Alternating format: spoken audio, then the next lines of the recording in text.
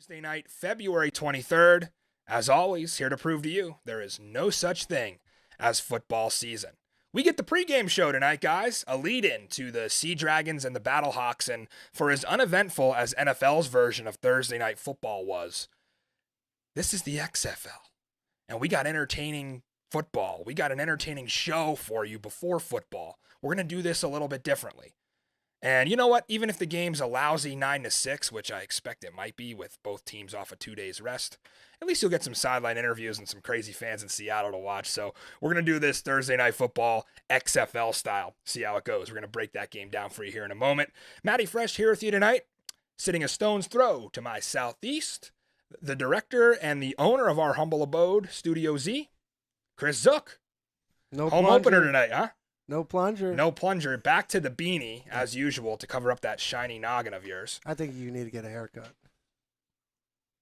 You know, just for that, what a way to start the show. Just for that, I'm going to look right into camera one here. I will not cut my hair until the DC Defenders win an XFL championship. We make bets on the show. There's one against myself with nobody else involved. Long time, sir. It could be a long time. Well, I would like to know, Zook, how confident you are about your Sea Dragons and their home opener tonight. Real quick before we get into the previews, while you're on screen for the lovely people watching. Super confident.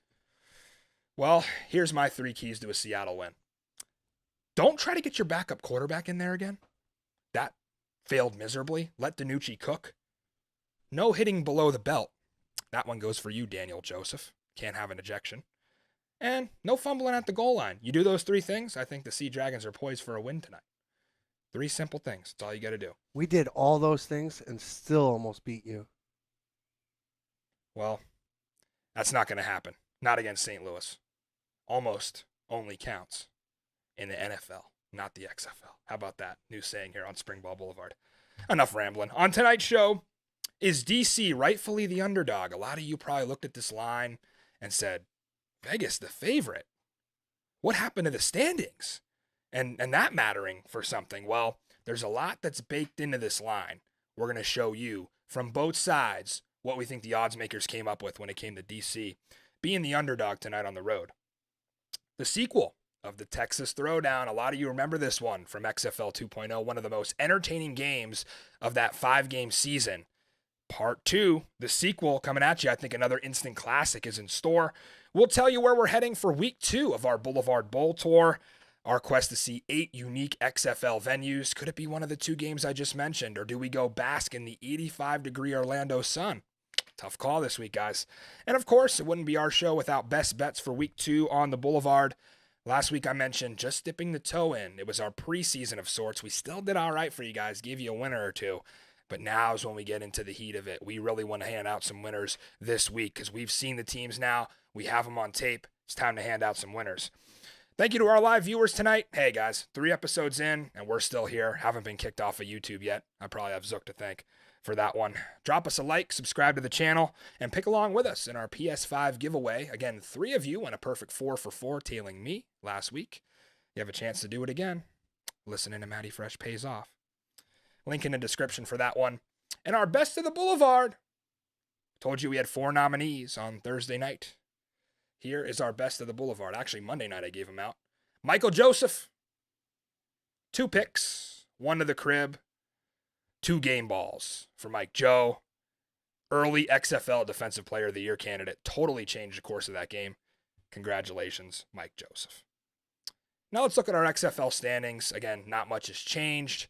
We want you to let you know that the Boulevard poll, our XFL power poll that we do, has things a little bit differently. So we don't care about your record in our 1 through 8 poll. We unveiled that on Monday night. Again, DC and St. Louis tied at the top of the North. However, I still have Seattle a tad above St. Louis in our poll, regardless of the standings. And they are 3-point favorites tonight for a reason. I still think Seattle has the edge there. They played a real tough game against DC. For as much as Zook thinks they almost beat us, they didn't. But they played a great game. Box score looked good. In the XFL South, Arlington and Houston will decide who takes sole possession of first place. This week, San Antonio and Orlando play as well. They are at 0-1. St. Louis and Seattle tonight.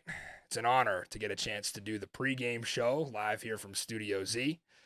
This game kicking off at the top of the hour.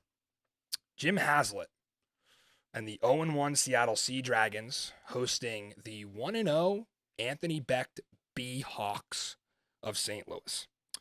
If you watched our Monday show, you should not be surprised who the favorite is here. Again, I just mentioned that. Why is an 0-1 team favored over a 1-0 team? Well, it's happening twice this week. I think they got it wrong with DC and Vegas, but they might have got it right here. Remember, this has nothing to do with your record in the XFL. We just want to see how you match up on paper. And if this game was in St. Louis, I'm sure it would be closer to a pick.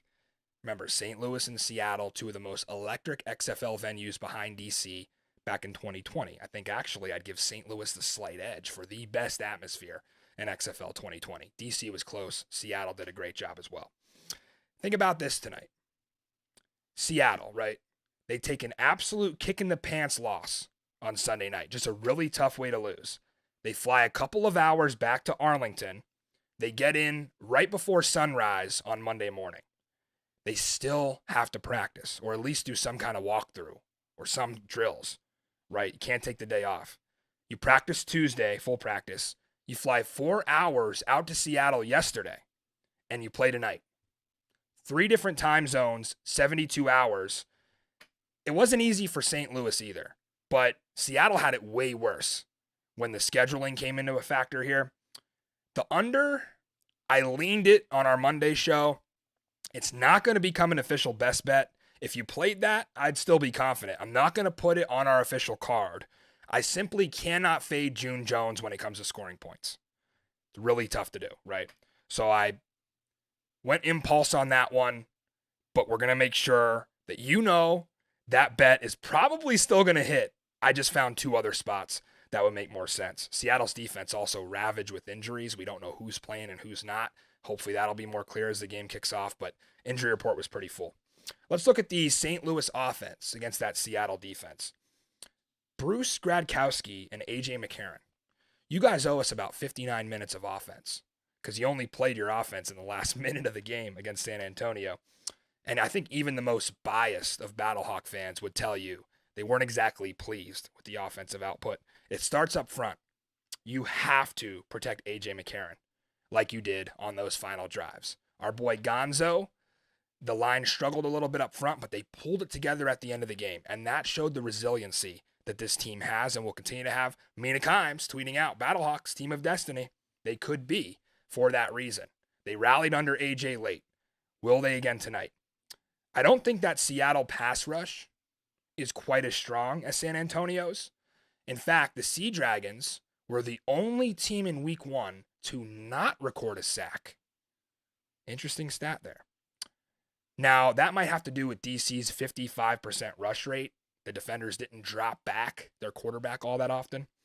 The pass rush was lacking here from Seattle, but I think the run defense held their own for what it's worth. I made a bold prediction last Thursday. DC's running back, Abram Smith, would have kind of a Jonathan Taylor-like rookie year. Well, you can't do that when you start with 11 carries for 28 yards. And that's credit to Seattle's front. 2.5 yards per carry is what they allowed. So we'll see what Brian Hill, St. Louis tailback, can make happen. He was listed with a hamstring on the injury report, but he was taking full practices. He practiced full on Tuesday. So he didn't get the ball enough in week 1. Only 6 carries for Hill. He's definitely underused. 9.2 yards per carry for Hill. That leads the XFL in week 1. St. Louis stayed pretty healthy. I think of all the injury reports I saw coming out, they had the least players on there. So credit to their trainers there. Seattle, again, not so much. A ton of defensive starters listed on the injury report. Trayvon Hester, he's a defensive end, questionable. Jordan Evans, the safety, is questionable. PJ Hall, D tackle. Big hole plugger up front. He's probable. And Austin Faiolu is also a defensive end. So a lot of injuries on that defensive line. He's questionable tonight. So even if those guys can go, this is even tougher compounded with this awful scheduling. And I understand the XFL has to take what they can get, but this is just really tough for guys. I actually watched the roundtable that the XFL did with the coaches, and Jim Haslett was talking about, what are we going to do? Like, we want to focus on our first game and going 1-0, but he was looking ahead into the rest and recovery And he did mention that, so it's definitely on his mind. We'll see how well Seattle can execute this thrown together plan of this short week of practice. Flipping sides of the ball, the Seattle offense and the St. Louis defense. Well, look at the stat box there. June Jones's guys certainly filled up the offensive stats. They were first in the XFL in pass yards. Didn't run the ball very well, but yards per play was decent, 5th overall.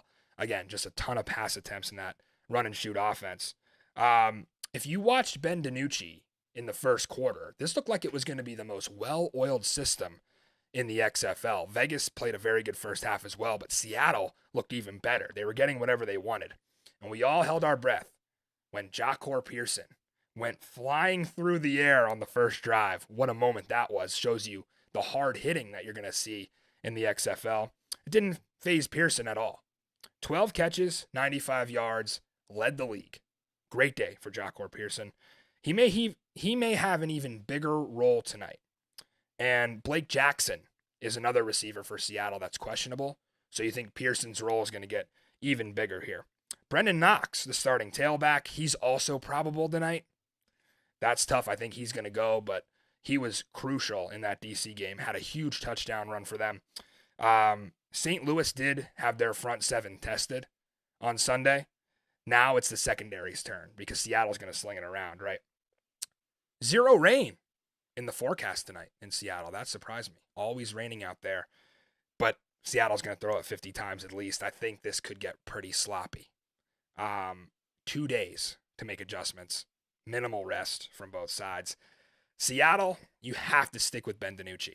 It was a total head scratcher when you put Steven Montez in the second quarter for a drive, and I know he has potential. Zook, something we were talking about when we were watching the game here at Studio Z, we've seen a lot of situations going into the XFL season throughout training camp where I think there was 2 instances with Brian Scott from Vegas and with Ryan Willis from the Battlehawks. These are 2 guys who battled for the starting job in training camp, didn't win it, and then supposedly, reportedly, requested a release because they want to start somewhere. And if that's waiting for the USFL season to start in April, it might be the B League, but at least you get to start. You don't have to warm the bench. So is that what happened with Steven Montez? Did Seattle string him along and say, hey, you're going to be in a part of a 2-quarterback system here, so just hang on here, and we're going to get you in the game when we can? I don't know. I can't speculate, but I do think there's something up there. You don't just like wedge Steven Montez in the way they did. It was a terrible spot. DiNucci had a great first quarter, and that took the wind out of the sails. I think we're both sitting here thinking, what are we doing with Montez? It's not like he provides any more of like a dual threat option. I didn't see him try to run the ball anyway, but interesting call there from June Jones. I wouldn't do that tonight against St. Louis, not with the way their D-line feasted. So, as much as it pains me to say, the Sea Dragons are the pick tonight. I also lean the under, like I said earlier. XFL North after dark. This one's going full sicko mode, Zook. I mean, 9 o'clock on FX. You got to be pretty sick to enjoy this game. I know you will. Of course I'm going to enjoy this game. Why wouldn't we? It's football, right? I'm not sure I even have to make my pick. We'll just flash it on there. Well, you're 0-1 picking them, so hopefully it turns around for you tonight. Again, I think it will, and I'm rooting for Seattle tonight because if Seattle wins, what does that mean? DC will have a chance to take sole possession of first place in the North, which will be huge for playoffs. But enough about them. Mikey Manziel, not with us tonight. Again, he'll be here on Mondays. Took the Battlehawks in week 1. Who does he have tonight? St. Louis again. He loves A.J. McCarron. We saw him break down McCarron on man-to-man. He seemed to like Austin Prohl catching that hospital ball. So, Mikey, rolling with the Battlehawks. Next game, Saturday night, 7 o'clock, FX, DC, and Vegas. And we talked about this one in the tease for the show. Why is Vegas favored here? Pulled up the lines. They came out Monday morning. And I was thinking, okay, maybe the sports books just don't care that DC won on Sunday night because it's all about the data. And DC did not have a good box score. But I'll tell you why this line is wrong. The weather. The weather is completely on DC's side here. Current forecast for Sin City on Saturday. 100% chance of rain, 15-mile-an-hour wind gusts. Actually, gusting up to 30, 15-mile-an-hour steady winds. maybe some crosswinds, southern winds, right? What did we tell you last Thursday? You actually witnessed it this weekend. We have these air-it out spread offenses. I think at least 6 of the 8 XFL teams play on these. We had 2 entire games decided because of pick sixes. I told you that these offenses that are airing it out early on, before they get their footing under them, they're going to turn the ball over. You're going to throw interceptions. You don't have the quarterback play that you're going to have later in the season when these guys get ready. If not for those 2 crucial mishaps in the games that we saw, DC Seattle, Vegas Arlington, we have different standings altogether. So again, when you're thinking about the weather, across the XFL, 16 turnovers. St. Louis, the only squad that hung on to the ball. This is important when looking at the Vegas offense against the DC defense. Dwayne Taylor's offense is not built for this forecast. They got to completely overhaul the week 1 game plan to make up for these conditions. Vipers, 8th in the league in rushing. Every team had at least 50 yards on the ground. They had half of that, 1.7 yards per carry. Not good enough. And listen, we called for it in Monday's show. I really have no idea what's going on here. Why was Brett Hundley paid $200,000 to play in this league and not start? Can't figure it out for the life of me. Yes, Luis Perez showed flashes. I'm not knocking him.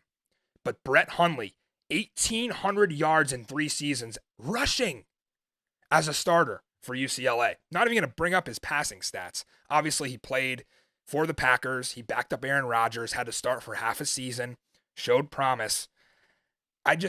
You're going to get more of a dual threat option with Brett Hundley, and you're going to have to run the ball in these conditions. And Luis Perez still listed as QB1 on that depth chart. Now, that's subject to change, but we'll see if Dwayne Taylor's more interested in using Brett Hundley on Saturday night than he was last week.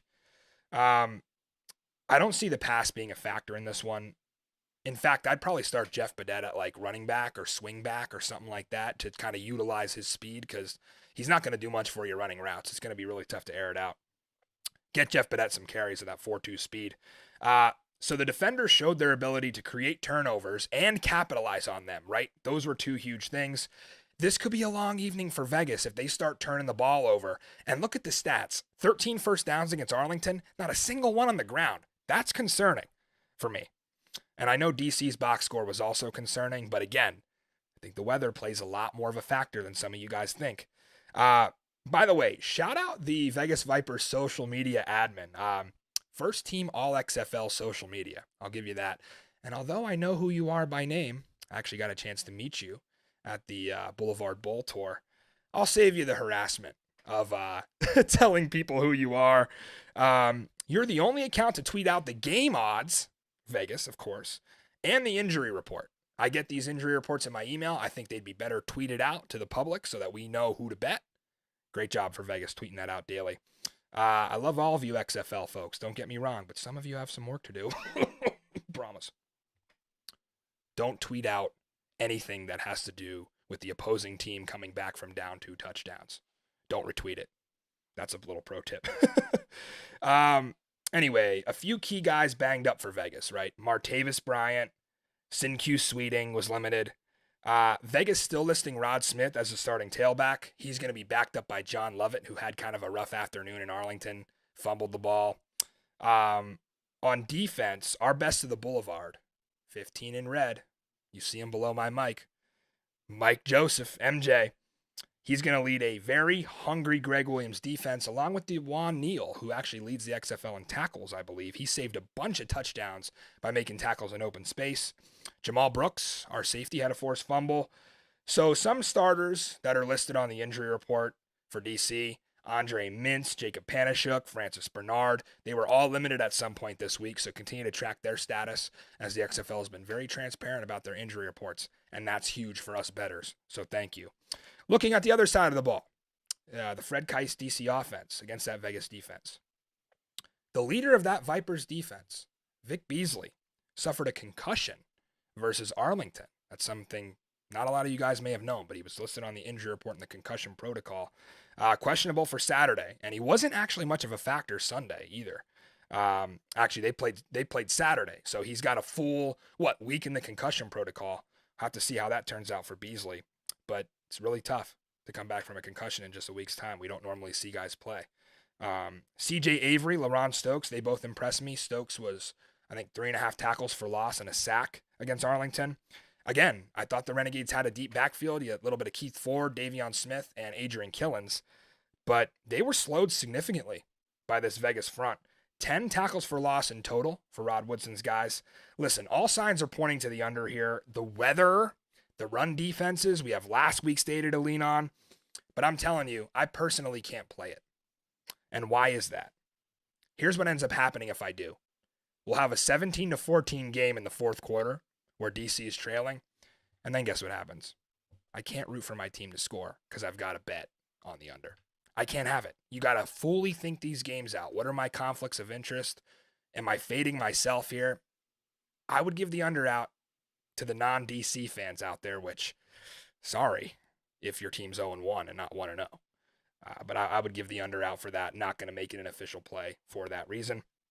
Again, I think you'll see De'Aaron King just as much as Jordan Ta'amu in this one. They're going to have to lean on the run. I'm sure Mikey Manziel will be blowing my phone up saying, oh, life's too short to bet the under. Take every over imaginable. Mike, we're going to shorten your segment if you do that. Just a clear warning. We're trying to give winners out here, and you're just giving people awful betting advice. But what can we say? Someone's got to do it. Someone's got to lose. I saw a Twitter account establish the run. These guys are doing some cool XFL stats. They tweeted out a 55% rush rate for DC on Saturday.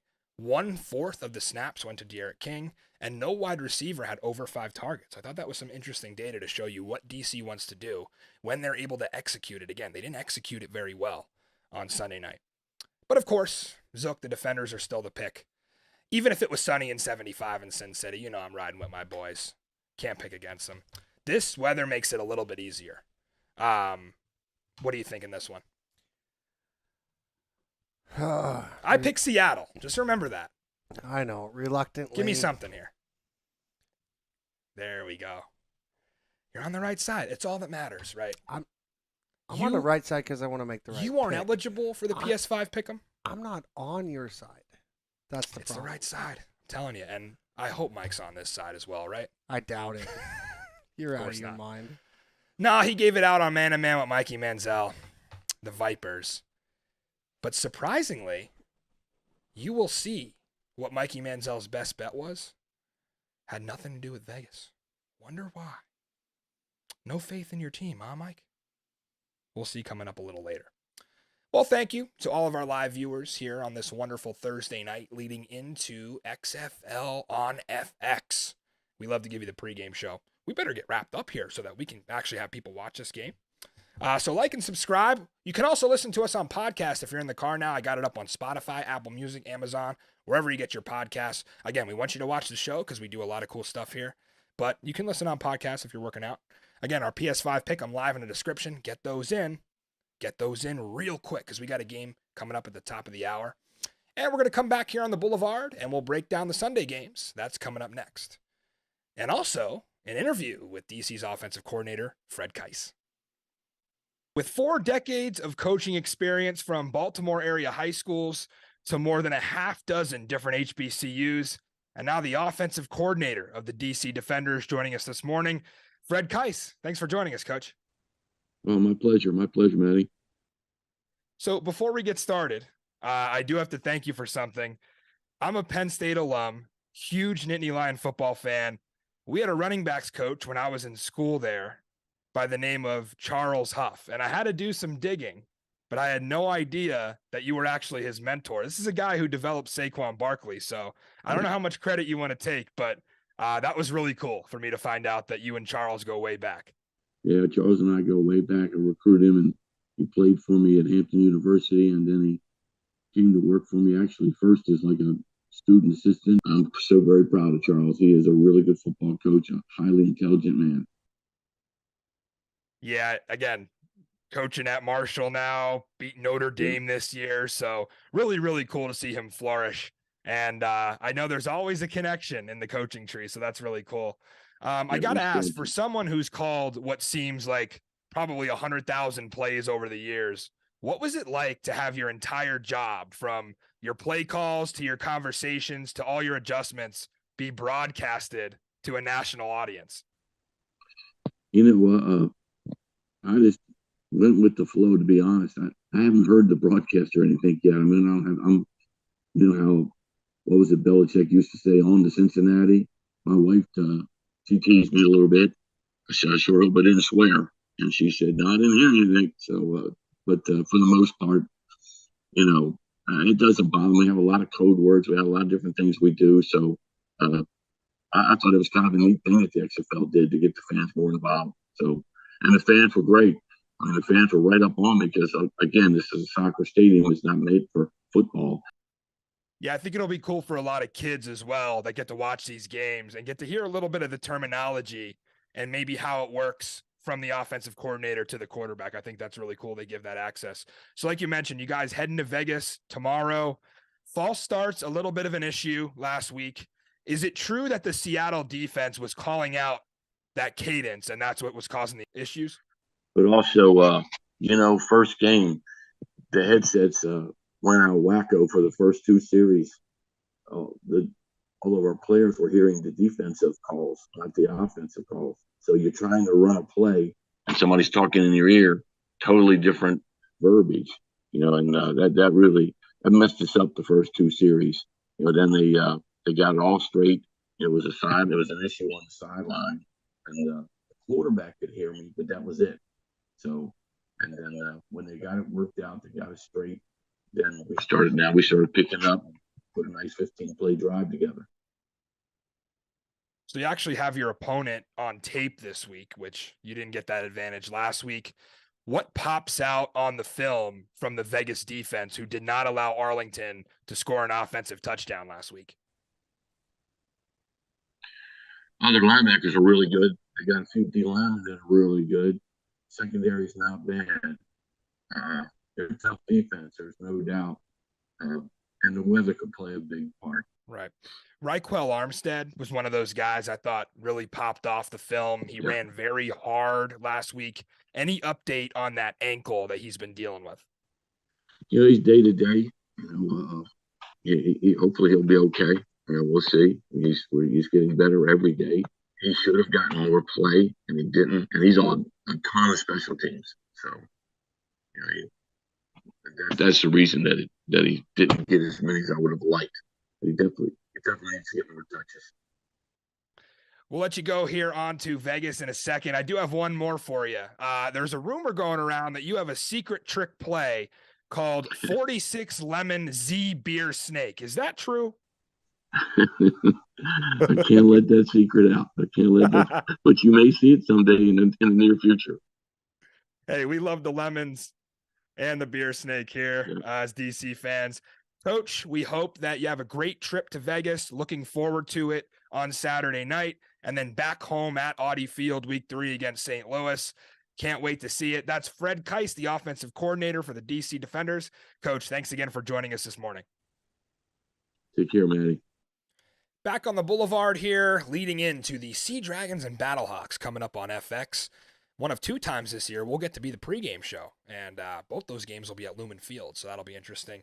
Again, thank you for tuning in. We broke down the Saturday slate for you, and tonight's game, actually only 1 game on Saturday this week, 2 games on Sunday, and they have potential to deliver, as last Sunday did with 2 really close games.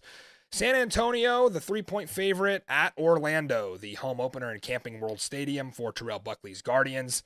We're going to be sort of quick on this one because we do have a game to get to tonight.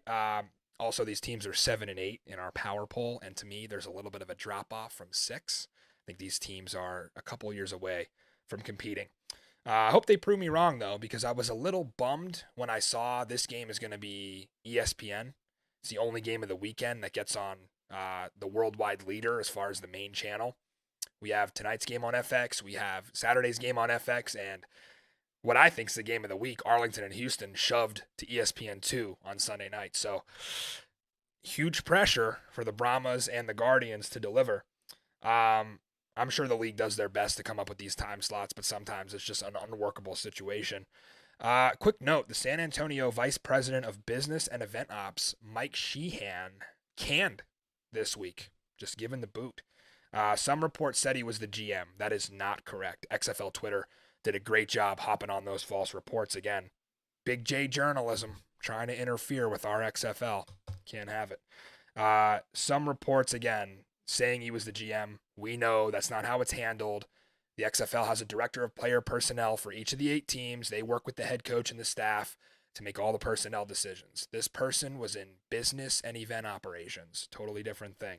And this firing was a personal matter. Jeff Altstatter, the VP of comms for the league in HQ, making sure everybody knows this is not going to affect the league's plans for San Antonio. They are still bringing the XFL championship game there on May 13th. Enough about that. San Antonio offense against the Orlando defense. We said Monday, one of the main issues with that Brahmas offense, settling for field goals. You got to punch it in the end zone. They kicked 3 of them inside the 30. Jamie Elizondo goes out and he gets his guy this week. Dan Williams, welcome back to the XFL. Remember those Tampa Bay Vipers under Elizondo featured Williams as their wide receiver 1. And I'll admit, I watched every second of that season. I had no idea why Williams wasn't drafted. On draft day, I was looking around. Where's Dan Williams? Is he playing in the CFL? What's he doing? He should be in the XFL again. 6'3", 200 pounds, 7th-year pro out of Jackson State. Played everywhere, NFL, CFL, AAF, anywhere you can imagine. Williams was in it. Huge target in the red zone. And I think having Hines Ward as his head ball coach, that's going to do Dan Williams wonders. So watch for him. Big target in the red zone. You saw what Houston's wide receivers was able to do to Orlando. Right. I don't necessarily trust Jamie Elizondo's pass game yet, but it's still a key pickup for the Brahmas. I trust A.J. Smith's pass game a little bit more than I do San Antonio, but Dan Williams should help him out there. I think Jack Cohn will have the opportunity to show what he has a little bit more than he did against that tough St. Louis secondary.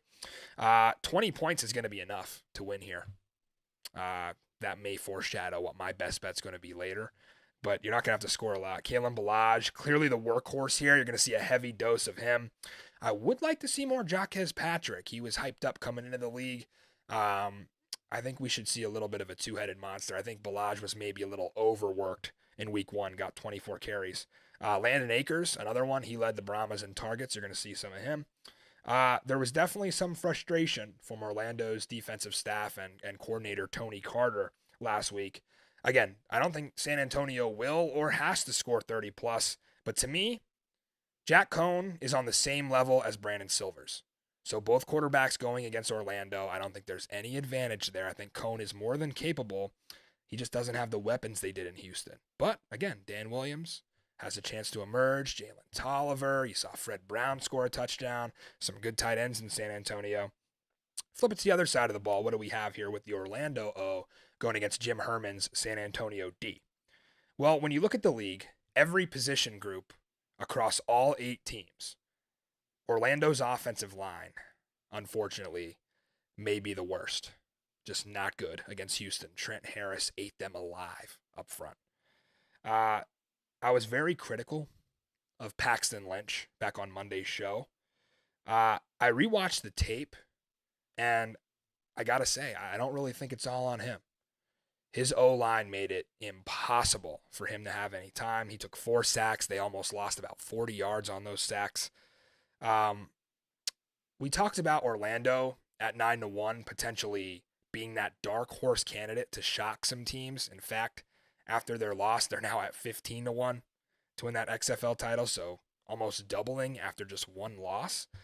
They went up 6-0 on Saturday night, and that was their chance to capitalize. And since they didn't, I see him as a 1 or 2 win team. I think Dean Blandino completely missed that call, by the way. That was an interception, but again, it didn't matter because it was called a touchdown. Orlando had a chance there to really turn the whole momentum around on what the experts expected them to do this season.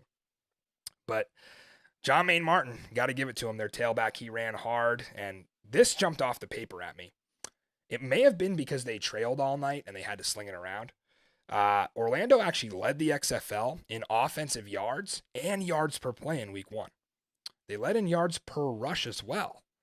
I would have never known that watching this game, so you have to look deeper sometimes. The spreadsheet by Isaiah Sarah on Twitter. Shout out him for that. He's given us a lot more metrics than the XFL website is. Thank you, Isaiah. So with those metrics, not all is terrible for Robert Ford. I'm sure he wasn't still happy with the way his team performed. So who do we get? Paxton Lynch, Quentin Dormady, or DeAndre Francois? Or do we see a combination of all of them? That will be interesting to see. The bad news for Orlando's offensive line, Mike Scott. Not of Dunder Mifflin, of the San Antonio Brahmas. And he's going to be a force up front. I guess, yeah, every now and then I get a little giggle out of Zook. You probably didn't hear that because it's mic's off. But, that it was a cough. Never mind. See, I tell terrible jokes. Mike Scott, I mean, I make player songs. Maybe Michael Scott is one. Early candidate for a player song for XFL. Could be interesting. So, I don't know. This game's kind of a mess. Who are we even picking here? I mean, what do you have? You have the San Antonio front is probably a factor. I'm going Brahmas. They couldn't find the end zone last week, just kept settling for field goals. We're going to get to our best bets later, but I think you guys know how I feel on this sloppy total of 38.5. I was shocked it was higher than the last two games we just talked about, but I'm going to go Brahmas on the road. What you got, Zook? I also got the Brahmas. San Antonio. Now, let me ask you, do you think they're as bad as I think they are? Like, do you think that they have no chance of competing? Like, I think they're a 3-win bad. Who's that? San Antonio. Or do they get themselves in the mix for a play? I think this week they could build their confidence if they play this the right way. Or they could lose. I think they could squeak just shy of 500, but okay. I think Orlando's that bad. Yeah. That it's kind of a no-brain pick. Does Orlando win a game this year? I think they definitely win a game. This is their best shot, I think. Early in the season, you might catch San Antonio sleeping. We both know as the year goes on, the experienced coaches are going to take over and these teams are going to get a lot better. And there's not going to be a lot of opportunities, especially for Orlando playing in the South Division with Arlington and Houston. Sure. It's going to be tough. So if the Guardians are going to win one, this is going to be the week, but I still like San Antonio. Mikey, do you make it a clean sweep tonight? The San Antonio Brahmas and the Orlando Guardians. Mikey Manziel. The pick is a mystery. It's San Antonio. So we did that a couple times last week. It didn't end up hurting us. So we did it with Houston. We did it with St. Louis. They both won. So maybe the jinx is not as bad as I think it is. We'll have to see. By the way, you did make me laugh. And that forced my cough. Oh. See, I do it all here, Zook. I host a show. I talk for an hour. Well, we got a game. We're going to be watching your Dragons with 5 minutes to go in the first quarter if we don't shut up. So shut up over there. Arlington and Houston. Houston, the 4.5-point favorite, the over-under at 40. The Texas Throwdown, this is the second straight week. We're saving the best game for last. Only thing missing from this one, my friends Kevin Burkhardt and Greg Olson. How about that moment? They got to call the Super Bowl. Sorry, Zook. They also got to call the Texas Throwdown 1.0, and they delivered. So I don't know who's calling this one for ESPN, but big shoes to fill. I don't think Bob Scoops. See, this is what I get for trying to rush to the game. Damn you, Seattle, for playing at 9 p.m. Bob Stoops. He didn't get my name wrong. Shouldn't get his name wrong. He doesn't forget that bubble screen they dialed up on the goal line, down 7 with under 2 to play 3 years ago. Flynn Nagel couldn't hang on to that one. We'll show you the highlight here in a little bit. Houston survived. These two teams, remember, are going to play 3 times this year, twice in the regular season and once in the XFL South title game in the playoffs. Calling it already. San Antonio and Orlando are not going to be in the playoffs. We know this is going to be the XFL South title game, so it's going to be interesting to see who wins the first one, who can throw that first punch, get that first win under their belt. Arlington's offense under Jonathan Hayes, Chuck Long, Houston defense under Wade Phillips and Brian Stewart. Great matchup here. Obviously, Trent Harris was the star in that Texas flag for Roughnecks in week 1. Much tougher sledding for him this week. He's going to go one-on-one with Garrett McGinn, one of the best linemen in the XFL. Coach Jaime, followed him on Instagram the other day. He is fired up. Got to meet him in Arlington. He's going to have his front ready for this one. Trust me, they're going through tough drills in practice on their own surface. Again, they don't have to leave Choctaw Stadium, right? They're going to go to H-Town this weekend to play, but all their training happens in one place, the XFL Hub. That's more of an advantage than you guys think it is. Vic Beasley was kind of neutralized by the Arlington front, so I don't think Trent Harris will be too much of a factor. Not 4 sacks good like he was in the last one. Outside of Sal Cannella, the skill players did frankly not show up at all for the Renegades last week. Drew Plitt held his own, but still, they're still developing at quarterback. I think that Kyle Sloter may see the field if things start to go wrong for Plitt. If he struggles against that Houston secondary. That run game for the Renegades has to get going as well. Plitt actually had the longest run of the afternoon for Arlington, and that was an 11-yard scamper. They need more explosive runs. Your quarterback can't be having your longest run, especially when you have a backfield like that. Adrian Killens could definitely be that guy if you get him in space against that Phillips 3-4. The coaches are going to correct a lot this week. And remember, they have the benefit of practicing in their own facility. Both Arlington and Houston sharing Choctaw Stadium to practice. That's going to be huge because they don't have to do that travel during the week like you'll see with the Sea Dragons and Battlehawks tonight on a totally different schedule.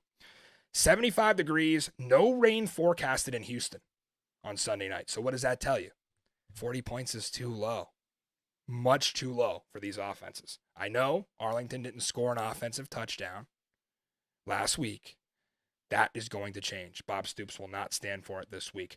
Remember, 4.5 here, biggest spread of the week. That's disrespectful to Arlington, in my opinion.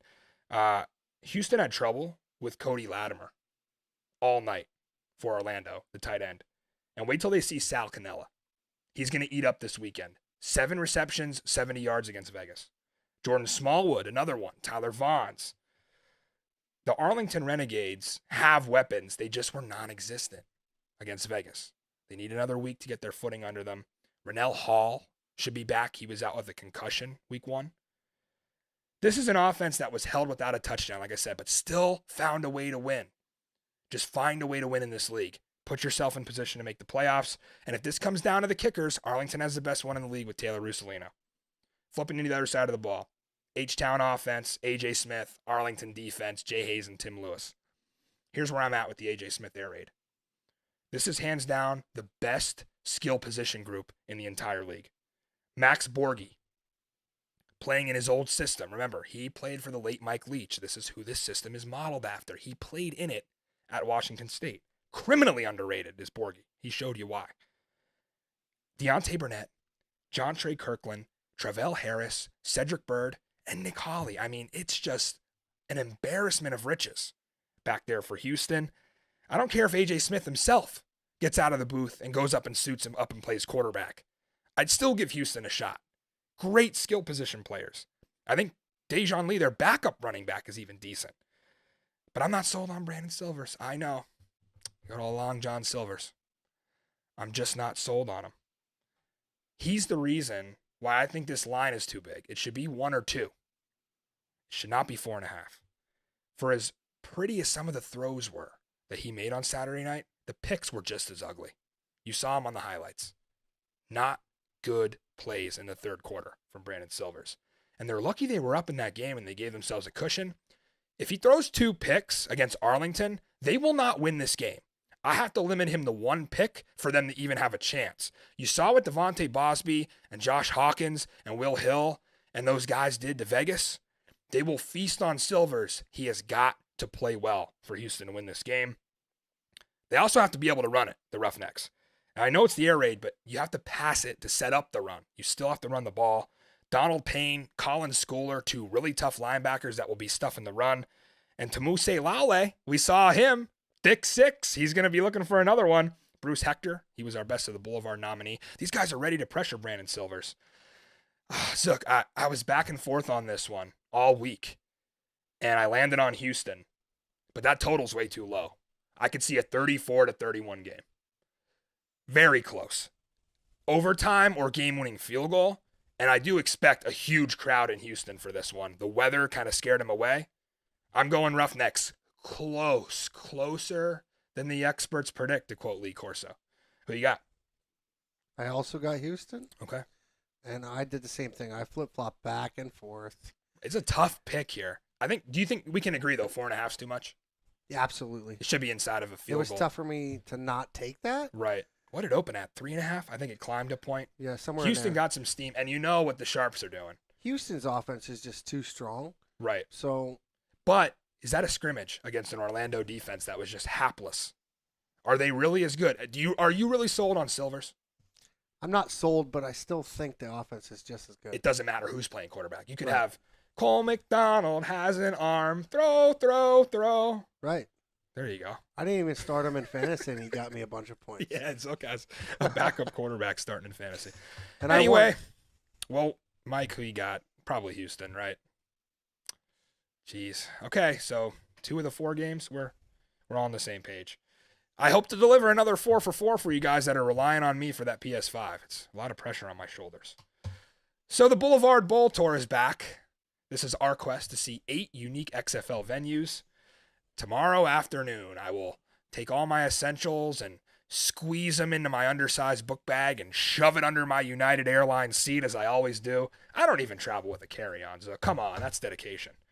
I wanted to rank the press box meals this season. I thought that'd be kind of cool for our fans, but I missed my lunch in Arlington. Huge mistake, by the way, to miss your lunch. That won't happen again, I promise you. But we're coming to Vegas, baby. Boulevard Bowl Tour. And I got my savings account on DC Defender Red. Not Viper Red. DC Red. DC Defenders, Vegas Vipers, Cashman Field, Westgate Resorts, the official partner of Redbird Capital. Thank you, by the way, to my casino host, Crystal, out there for comping me a room. Appreciate that. You are the best, Crystal, as always. Mikey Manziel out there, guys.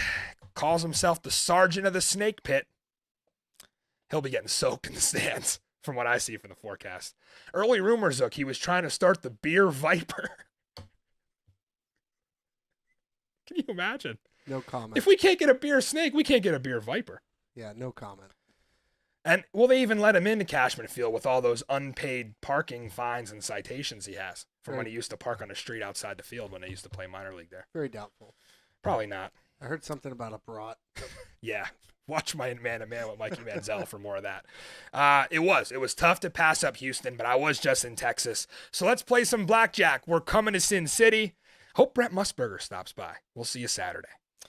Right into our Boulevard best bets, and we're betting on this one. DC +3. This line is wrong. The weather will be terrible. When the weather's bad, the winds are whipping, the rain is driving, you take the team that can run the ball. That's Fred Kaiss by nature, DC +3. And then just an ugly game with San Antonio and Orlando. 19-9. Maybe one offensive touchdown, but these teams did not perform offensively outside of Orlando's stats because they were trailing. They just didn't score it. It doesn't really matter. These unders don't care how many yards you gain. I'm not betting on yards per play here. I'm betting on the score. And that's why I got San Antonio and Orlando the under. Zook, I'm glad you got this one in because we're right up against kickoff. So here it is. Well, He got a little early. It might be higher now. I didn't check. I'm not sure. Yeah. So I'm going with Seattle fans. Ooh, We'll okay. get them to 3. Yeah, I like that. You know they're going to show up on a Thursday night regardless. 100%. Great sports town. Seattle is great. And it's 37 degrees and cloudy. 9 o'clock primetime game again. One of the best venues in the XFL. And their guys are not happy. Did you see Jim Haslett's face coming off the field in D.C.? Yeah. Did you see Jacor Pearson on one knee by the pylon? Yeah. They did not expect to lose that game. No, and they shouldn't have. Right. Wow. They really shouldn't have. I feel like go ahead, throw it 11. I feel like they clean up the mistakes even on a short week, and they're bringing it. Well, hopefully we get to watch the game. We don't go over here. So I don't even know what do I even mention that. I asked Mike Manziel, give me one data point as to why you'd take San Antonio and Orlando over, and I didn't even read his response because he said, I like the logos of the teams. No, he didn't. No, he didn't. Can you believe we made it through week 1, Zook? And what happened in week 1? We hit a Piper's Parlay. Our live mascot here on Springball Boulevard delivered you a plus 520 smasher. And she's back for a plus 400. Piper being a little casual this week, I gotta say. I thought she'd push it to plus 1,200. This is how you win, though. You don't get cocky. Seattle money line, San Antonio money line. She likes that Arlington-Houston over. She loves the card this week. 3-legger for Piper, plus 400. Let's go 2-0. Pip, pip. Parlay! Let's go. All the hype up in the past year leading to XFL kickoff. Remember, we complained about not knowing cities, logos, team names, all the when are we going to get this, and coaches and players and draft. None of that matters anymore, guys. We got football. We're in the thick of it. On a weeknight in February, late February, we have football to watch. America, let's go. XFL in a few minutes. And one last reminder, get those picks in for the PS5 closing right around the corner here. For Chris Zook in the control room, I am Matty Fresh. Remember, there is no such thing as football season. We'll see you Monday night.